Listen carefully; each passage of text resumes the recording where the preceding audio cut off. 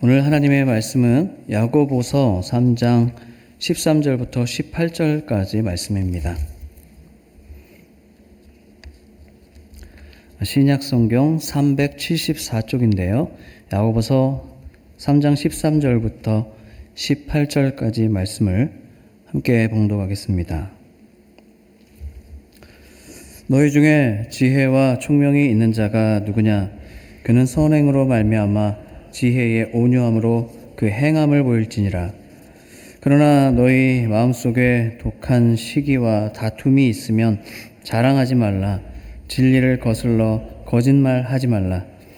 이러한 지혜는 위로부터 내려온 것이 아니요 땅 위의 것이요 정욕의 것이요 귀신의 것이니 시기와 다툼이 있는 곳에는 혼란과 모든 악한 일이 있음이라. 오직 위로부터 난 지혜는 첫째 성결하고 다음에 화평하고 관용하고 양순하며 긍휼과 선한 열매가 가득하고 편견과 거짓이 없나니 화평하게 하는 자들은 화평으로 심어 의의 열매를 거두느니라. 아멘. 어떤 사람이 절도죄로 감옥에 들어오게 됐습니다. 간수가 보니까 이 사람은 글을 읽을 줄 모르는 사람인 겁니다.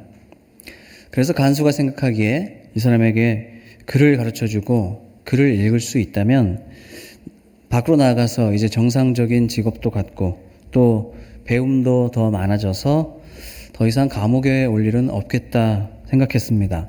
그래서 이 죄수에게 간수가 열심히 글을 가르쳤습니다. 이제 죄수는 글을 완벽하게 쓰고 또 읽을 수 있게 되었습니다. 그리고 출소를 했습니다. 그런데 얼마 되지 않아서 또다시 감옥으로 들어오게 됐습니다. 간수가 무슨 일인가 하고 봤더니 이 죄수의 죄목은 사문서 위조였습니다. 글을 가르쳐 놨더니 글로 도둑질을 한 것입니다. 여러분, 지식이라고 하는 것은 불완전한 것입니다. 지식 그 자체로서 사실은 아무 능력이 없습니다. 지식은 아무것도 판단할 수 없습니다. 글을 읽을 수 있느냐 없느냐를 가지고 그 사람이 행복하냐 아니냐, 그 사람이 선하냐 악하냐를 판단할 수 없는 겁니다. 글을 아는 그 지식은 물론 좋은 것이지만 그 지식으로 도둑질을 한다면 차라리 까막눈으로 사는 게 나은 것 아니겠습니까? 벌이 사람에게 침을 쏘면 그것이 독이 되어서 사람을 아프고 또 괴롭게 만들지만 그 벌침을 잘 사용하면 아픈 곳을 치료하는 약침이 될 수도 있죠. 그러니까 지식도 어떻게 다루고 또 사용하느냐에 따라서 독이 될 수도 있고 약이 될 수도 있는 것입니다. 지식은 그저 도구일 뿐입니다. 그 도구를 온전하게 잘 사용하려면 그 지식을 잘 다룰 수 있는 지혜가 있어야 됩니다. 지식이 세상에 대한, 인생에 대한 어떤 정보이다면 지혜는 그 정보를 유익하고 올바르게 사용할 수 있게 하는 기술인 겁니다. 먹구름을 보면서 곧 비가 오겠다라고 하는 것은 지식입니다. 지혜로운 사람은 그걸 보고 진짜로 비가 내리기 전에 우산을 준비한다거나 빨리 뛰어서 빨래를 거들어 가는 사람이죠. 여러분, 우리는 이미 너무나 많은 지식 홍수 속에 살고 있습니다. 책은 물론이고요. 스마트폰을 통해서 손에 들고 다니면서 무궁무진한 지식들을 아무 때라도 쉽게 찾을 수 있습니다. AI의 발전은 이 지식 수용의 한계를 아득하게 뛰어넘게 만들었고, 그리고 이제 앞으로는요, 그 변화의 속도가 더 급격해지고 우리에게 쏟아지는 지식의 양은 상상을 초월하게 될 것입니다. 이렇게 우리는 수많은 지식을 마음대로 또 쉽게 찾아낼 수 있는 세상을 살고 있는데요. 그런데 그렇다고 인생은 마음대로 되지 않잖아요. 아무리 많은 염려와 고민을 해봐도 삶은 원하는 대로만 사라지지 않습니다. 왜냐하면 이 인생살이는 지식의 영역이 아니라 지혜의 영역이기 때문입니다. 그러므로 우리에게 정말로 필요한 것은 지혜이죠. 유대인들은 어느 민족보다 이 지혜를 중요하게 여겼습니다. 그래서 구약의 잠언은 지혜서라고 부르죠. 지혜를 많이 강조하는 말씀입니다. 잠언 4장 7절에 지혜가 제일이니 지혜를 얻으라 라고 말씀합니다. 또 잠언 16장에는 지혜를 얻는 것이 그 어떤 돈과 명예를 얻는 것보다 훨씬 귀하고 가치가 있다고 가르쳐 줍니다. 그러니까 그 말 그대로, 말씀 그대로 지혜가 제일입니다. 지혜가 없는 지식은 우리의 신앙 성숙과 온전한 삶에 아무런 도움도 되지 않습니다. 여러분, 아무리 비싸고 성능 좋은 차가 있더라도요, 운전 면허와 그 기술이 없다면 그게 무슨 도움이 되겠습니까? 그 비싼 차가 무슨 유익이 있습니까? 운전 기술이 있어야 되잖아요. 지혜는 그 지식이라고 하는 자동차를 마음껏 조종할 수 있는 운전 기술인 것입니다. 구약의 지혜서가 잠언이라면 신약의 지혜서는 무엇일까요? 바로 야고보서입니다. 야고보는 당시 교회들에게, 특히 유대인 그리스도인들에게 다시금 참된 지혜를 추구하라고 권면하고 있습니다. 야고보서 말씀에 전에도 살펴본 적이 있는데요. 야고보서 1장 5절 말씀 함께 읽어보겠습니다. 너희 중에 누구든지 지혜가 부족하거든 모든 사람에게 후히 주시고 꾸짖지 아니하시는 하나님께 구하라. 그리하면 주시리라. 지혜를 구하라고 권합니다. 지혜가 있어야 그 지혜로 현재의 고난과 여러 가지 인생 시험들을 기쁨으로 이겨낼 수 있게 되고요. 지혜가 있어야 세상 유혹이 올 때에 그 지혜로 유혹을 물리칠 수가 있고요.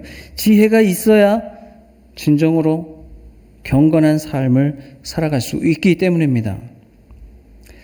그리고 오늘 우리가 읽은 본문에서 다시 한번 지혜가 얼마나 중요한지를 가르쳐 주고 있는 말씀입니다. 여러분, 야고보서 말씀을 계속 보시면서 정말로 성숙한 성도, 또 온전한 신앙을 가진 성도는 어떤 사람입니까? 누가 진짜로 믿음의 사람일까요? 아, 저 사람은 믿음의 사람이다 하는 사람은 어떤 사람일까요? 그 믿음대로 행하는 사람입니다. 행하는 믿음이 온전한 믿음이니까요. 그런데 그 행동이 어디서 나옵니까? 그 행동이 어디서 시작합니까? 지난 말씀에서 그 행동의 시작은 그 언어의 수준이라고 말씀을 나눴었죠. 그리고 그 행동은 그 사람이 가진 지혜의 수준에서 나오는 것입니다. 평소에 그가 어떤 식으로 말을 하는지, 어떻게 지혜롭게 행동하는지를 보고 그 사람의 믿음의 수준을 알 수 있다는 겁니다. 그래서 야고보서 3장 앞선 본문에서는 언어 생활에 대한 권면을 했었던 것이고, 오늘 본문에서는 지혜에 대해서 다시 가르쳐 주고 있는 것입니다. 당시 교회와 성도들에게 왜 지혜에 대한 권면이 필요했을까요? 왜냐하면 지혜 없는 신앙생활을 하고 있었기 때문입니다. 여러분, 야고보서를 찬찬히 읽어보시면요, 이 야고보 공동체가 당시 어떤 상황에서, 어떤 분위기에서, 성도들이 어떤 환경 속에서, 어떤 교회의 분위기 속에서 신앙생활을 하고 있었는지, 그들이 겪었던 어려움과 갈등이 무엇이었는지를 짐작할 수 있는 근거들이 너무나 많거든요. 몇몇 구절들이 이렇습니다. 1장 19절에 보면요, 듣기는 속히하고 말하기는 더디하며 속내기도 더디하라. 막 말하기 좋아하고 속내기 좋아하는 사람이 많았던 겁니다. 2장 1절에는 성도들끼리 서로 차별하지 말라고 말씀합니다. 2장 6절에는 가난한 사람을 업신 여긴다고 또 지적합니다. 2장 18절에는 말로만 믿지 행동하지 않는다라고 지적합니다. 3장 1절에는 선생이 되려고 하지 말아라. 2절에는 말의 실수가 없도록 하라. 또 뒤에 4장 1절에는 정욕 때문에 싸움과 다툼이 난다고 말씀합니다. 4장 11절에는 교회 안에서 서로 비방하거나 판단하지 말라고 말씀합니다. 5장 9절에는 서로 원망하지 말라라고 말씀합니다. 여러분, 어떤 모습이 그려지십니까? 당시 야고보 공동체 안에 싸움과 다툼이 많았던 것 같습니다. 다투는 말소리, 다른 사람을 비방하고 판단하고 정죄하는 그 요란하고 시끄러운 소리가 교회에 충만했던 겁니다. 남의 말을 들으려고 하기보다는 내 말이 먼저 앞서고 또 성을 내는 성도들이 있었습니다. 친한 부류들끼리 끼리끼리 편을 가르고 모여서 상대 부류는 또 차별하고 서로 싸우고 원망했습니다. 서로 자기들 편에서 교회의 지도자를 뽑기 위해서 그렇게 경쟁하고 서로 대결했습니다. 그리고 교회 안에서 서로 그렇게 높은 자리, 명예로운 자리를 앉으려고 자기 목소리를 크게 내고 떠드는 사람들이 있었습니다. 여러분, 그런 교회를 생각해 보십시오. 그런 분위기라면 틀림없이 정작 교회 안에 중요한 일들, 반드시 해야 되는 사역들은 뒷전이 되어 갈 것입니다. 비본질적인 것들을 쫓기 시작하면 언제라도 본질을 놓치기 마련이잖아요. 여러분, 교회가 존재하는 목적이 무엇입니까? 교회는 왜 있습니까? 교회는 영혼을 구하고 또 그 영혼을 양육하고 제자로 세워가는 것이 교회의 목적 아닙니까? 그런데 야고보서 교회는 서로 다투느라고 분쟁하느라고 영혼 돌보는 일은 뒷전이 되어 있는 겁니다. 그래서 특히 교회 안에 고아와 과부들이 보살핌을 받지 못하고 어려움을 당하고 있었습니다. 심지어는 가난한 사람들에 대한 구제가 이제 완전히 약해져 버려서 그들을 무시하고 더 나아가 그 가난한 사람들은 교회에서 쫓아내는 분위기가 되었습니다.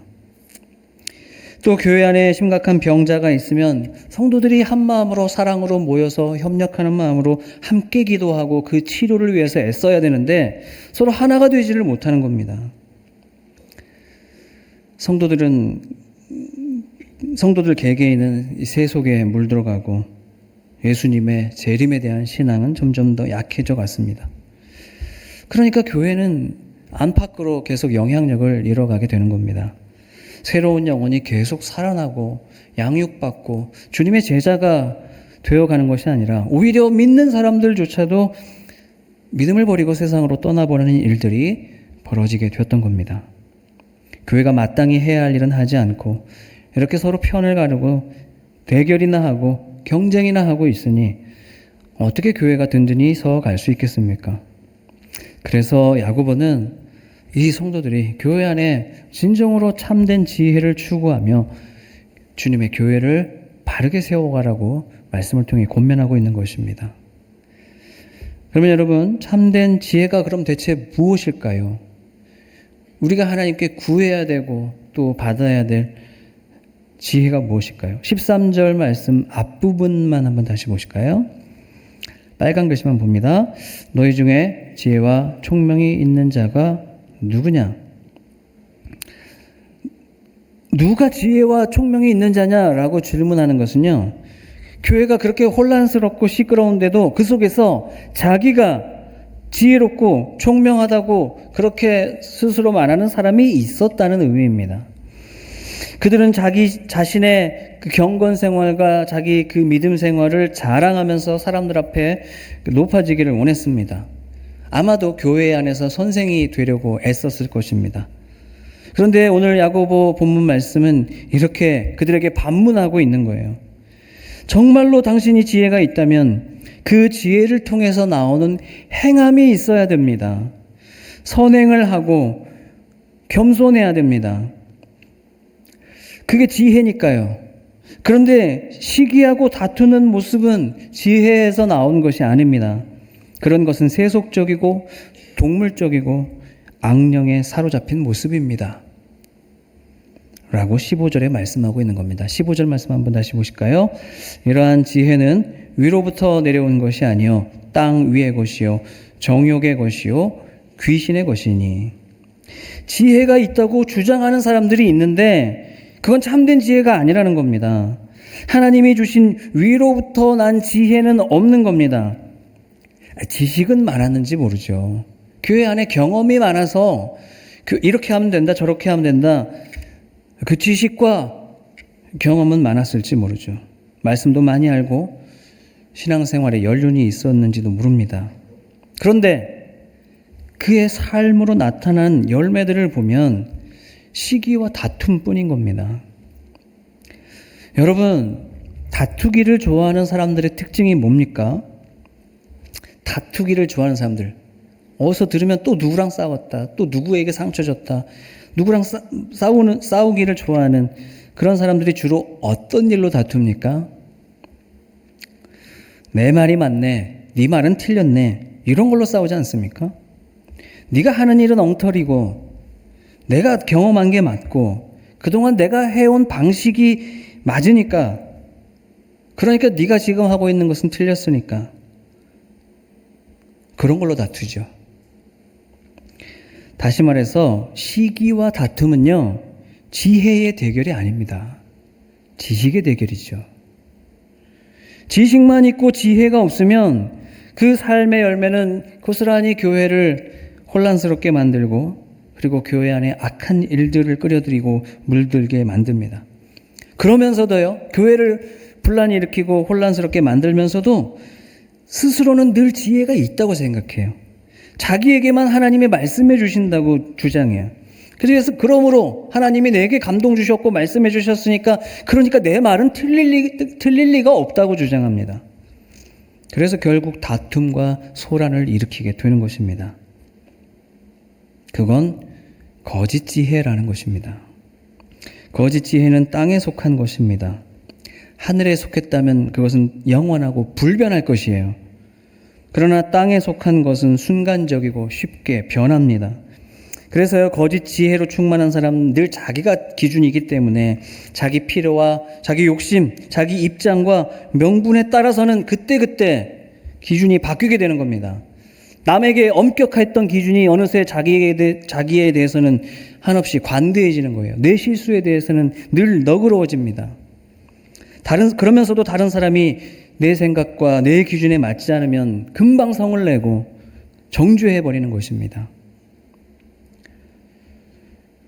또 거짓 지혜는 정욕적이고 동물적입니다. 영적인 지혜의 사람이라면요, 여러분 생각해 보십시오. 영적인 사람, 정말로 영적으로 지혜로운 사람은 선하고 가치 있는 일을 위해서 자기 육체도 희생하잖아요. 자기를 희생하잖아요. 인내하고 또 용납합니다. 그래서 마침내 내가 참고 용납하여서 결국에는 평화를 이뤄내거든요. 그러나 거짓 지혜의 사람들은 어떻습니까? 육체의 정욕이 최종 목적이에요. 안목의 정욕, 이생의 자랑을 쫓아 삽니다. 그러니까 늘 시기심이 많고 사람들 앞에서 내 자존심을 내세워야 되는 겁니다. 결국엔 자기 이익이 가장 우선인 것입니다. 그런 사람은 어디를 가도 늘 평화를 깨뜨리고 다툼을 일으키지 않습니까? 야고보서 4장 1절 2절 말씀 함께 다시 보겠습니다. 너희 중에 싸움이 어디로부터 다툼이 어디로부터 나느냐? 너희 지체 중에서 싸우는 정욕으로부터 나는 것이 아니냐? 너희는 욕심을 내어도 얻지 못하며 살인하며 시기하여도 능히 취하지 못함으로 다투고 싸우는도다. 아멘. 그래서 여러분, 결국 거짓 지혜는 악령에 속한 것입니다. 여러분, 이것이 우리가 거짓 지혜를 거부하고 속지 말아야 될 가장 중대한 이유입니다. 15절 뒷부분에도요, 귀신의 것이니 라고 말씀하잖아요. 이 귀신이라는 말의 원어는 다이몬, 영어로는 데몬입니다. 데몬은 분리하는 자, 사이를 가르는 자를 말하는 것입니다. 하나님과 우리 사이를 가르는 것이 누구입니까? 악령이고 귀신이잖아요. 또 그 데몬은 사람과 사람 사이를 가릅니다. 교회를 가르고 공동체를 가릅니다. 가정을 가르고 사회를 가릅니다. 평화를 깨뜨립니다. 교회에 소음을 내고 분위기를 혼란스럽게 만듭니다. 16절 말씀 다시 볼까요? 시기와 다툼이 있는 곳에는 혼란과 모든 악한 일이 있습니다. 여러분, 거짓 지혜는 바로 이 귀신에 속한 것입니다. 주님이 주신 것이 아닙니다. 믿음에서 나온 것도 아닙니다. 그러므로 우리가 주의해야 하는 것입니다. 여러분, 주님이 주시는 진짜 지혜는 어떻게 다를까요? 성령에 속한 지혜, 오직 위로부터 난 지혜는 사이를 가르는 것이 아니라 오히려 하나 되게 하는 것입니다. 참 지혜는 하나님과 인간 사이를 하나 되게 합니다. 여러분, 참 지혜가 우리 가운데 오신 분이 누구십니까? 예수님이잖아요. 참 지혜이신 예수님이 하나님과 우리 사이를 화평케 하시지 않았습니까? 또한 참 지혜는 사람과 사람 사이를 하나 되게 합니다. 공동체를, 교회를 하나 되게 만듭니다. 가정과 사회를 하나 되게 만듭니다. 화평을 이룹니다. 어디를 가든지 평화를 심고 의로운 열매를 맺는 것입니다. 18절 말씀 한번 다시 봅니다. 화평하게 하는 자들은 화평으로 심어 의의 열매를 거두느니라. 아멘. 오늘 저와 여러분의 삶 가운데, 우리 교회 가운데, 내 가정의 삶의 자리 가운데 어떤 열매가 맺어지고 계시는지 잘 살펴보시기 바랍니다. 혹시 시기와 다툼의 열매가 많다면 큰일 아닙니까? 귀신에 속한 것이니까요.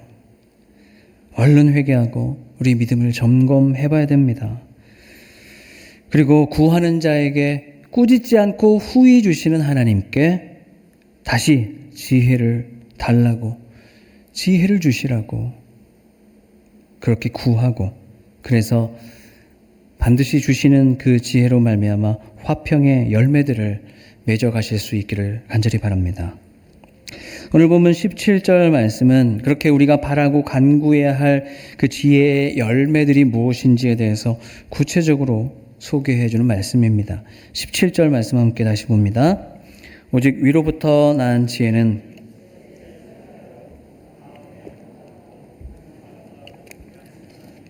긍휼과 선한 열매가 가득하고 편견과 거짓이 없나니. 여러분, 하나님이 주시는 지혜는 이렇게 선한 열매를 많이 맺게 하는 것입니다. 건강한 교회라면 참된 지혜로서 그 지혜를 가지고 서로가 서로를 도전하는 교회가 건강한 교회입니다. 지혜로 도전한다는 것은 무슨 지식 자랑이나 정욕으로서 대결하는 것을 의미하는 게 아닙니다. 삶에 맺혀지는 그 선한 열매를 가지고 다른 사람에게 감동을 주는 것이 바로 지혜로 도전하는 것입니다. 그런 감동을 주는 사람이 교회에서 칭찬을 받고, 그런 분들이 교회에서 직분도 받고 또 지혜롭고 총명하다는 인정을 받아야 되지 않겠습니까? 그것이 13절에 하시는 말씀인 겁니다. 함께 봅니다. 13절입니다. 너희 중에 지혜와 총명이 있는 자가 누구냐? 그는 선행으로 말미암아 지혜의 온유함으로 그 행함을 보일지니라. 아멘. 사랑하는 여러분, 오늘 저와 여러분이 이런 지혜와 총명을 가지실 수 있기를 간절히 바랍니다. 선한 열매를 많이 맺고 그 열매로서 다른 사람을 도전하고 감동 주시는 신앙생활을 하실 수 있기를 바랍니다.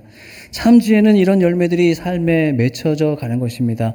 저와 여러분의 삶에 이런 열매들이 맺어져 가시기를 간절히 축복합니다. 17절 말씀 한번 다시 보실까요? 17절입니다. 오직 위로부터 난 지혜는 첫째 성결하고 다음에 화평하고 관용하고 양순하며 긍휼과 선한 열매가 가득하고 편견과 거짓이 없나니. 오직 위로부터 난 지혜는 먼저 성결합니다.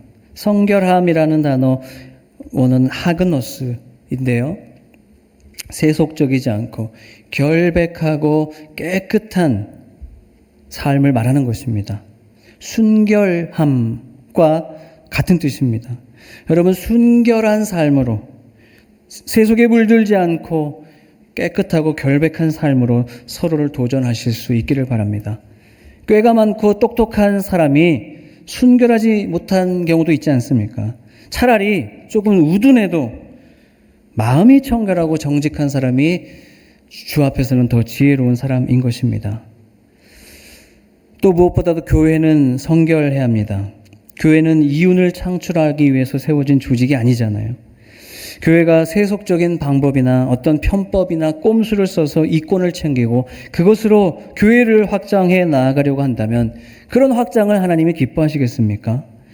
헛된 이익을 쫓아가기보다 차라리 손해를 보더라도 이웃에게 덕을 끼치고 모든 일에 앞서 정직하고 청결하며 거룩한 열매를 맺어가는 것을 하나님이 기뻐하실 줄 믿습니다. 그렇게 성결함으로, 순결함으로, 결백함으로 이웃과 세상에 도전하시는 저와 여러분 되시기를 간절히 바랍니다. 두 번째로 화평과 관용으로 도전하시기 바랍니다. 예수님이 십자가에서 우리와 하나님 사이를 화평케 하시지 않았습니까? 그러므로 예수님을 믿는 모든 사람은 어디서든지 어느 자리에 있든지 누구를 만나든지 모든 삶의 자리에서 특히 직장에서 화평을 맺어가시는 저와 여러분 되시기를 간절히 바랍니다. 예수님도 마태복음 5장에서 말씀하셨잖아요.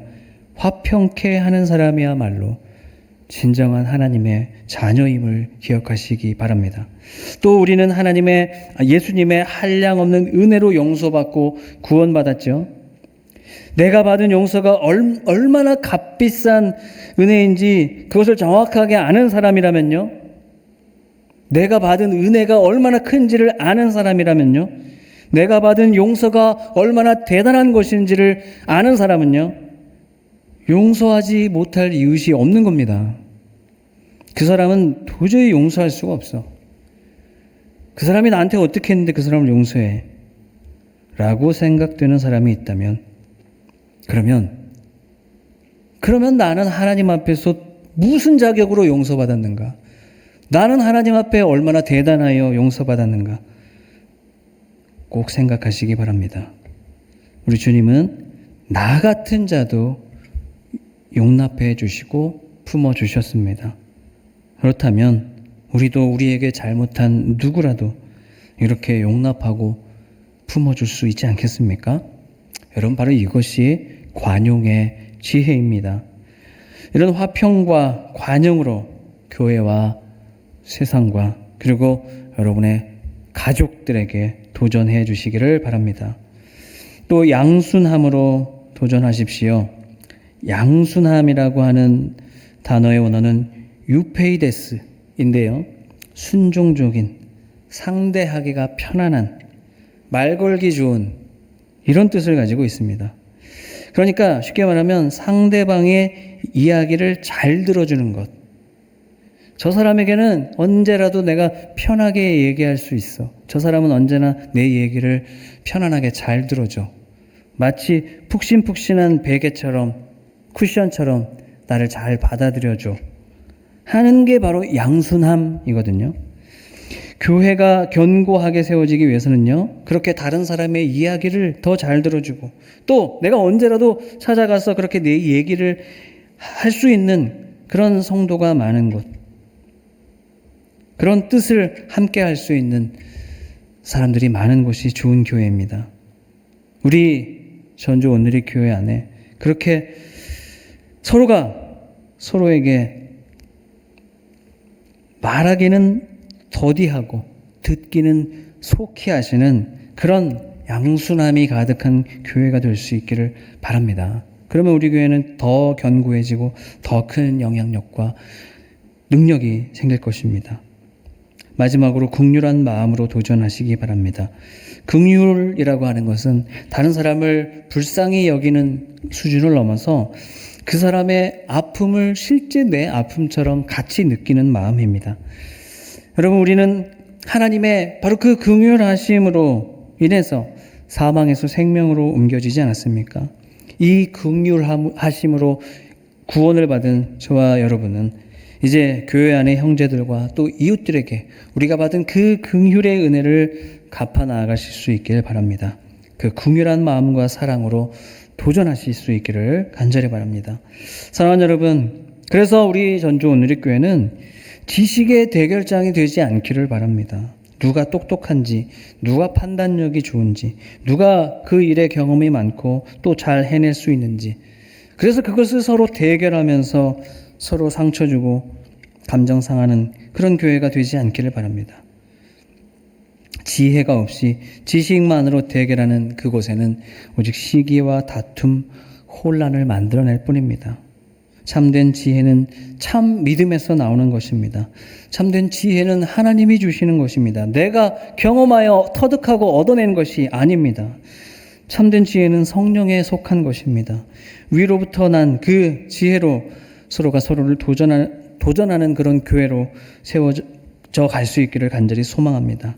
우리가 서로 더 깨끗해지려고 하고 더 상대의 얘기를 들어주려고 하고 속한 모든 자리에서 더 평화를 이루어내려고 하고 더 용서하고 내가 더 순종하고 더 사랑을 베풀어주고 한 번 더 참고 용납해주고 이번에 또 참으면 억울할 것 같지만 다시 한번 배려해주고 그렇게 그런 선한 열매가 가득하여 이웃과 세상 가운데 감동을 주고 도전을 주는 우리 전주 온누리 교회와 모든 성도님들 되실 수 있기를 간절히 바랍니다.